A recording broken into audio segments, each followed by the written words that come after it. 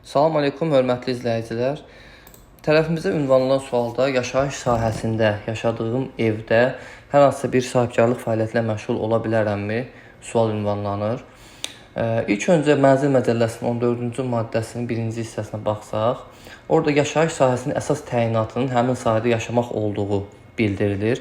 Deməli, əsas təyinat yaşamaqdırsa, əlavə təyinatlar da var. Yaşayış sahəsində 14.2-də qeyd olunur ki, əgər siz həmin yerdə qeydiyyatdasınızsa, yəni qanuni əsaslarla yaşayırsınızsa, yaşayış yeri haqqında qeyddə durmusunuzsa, fiziki şəxs olaraq həmin yaşayış sahəsində peşə fəaliyyəti və ya fərdi sahibkarlıq fəaliyyəti həyata keçirə bilərsiniz. İcazə verilir.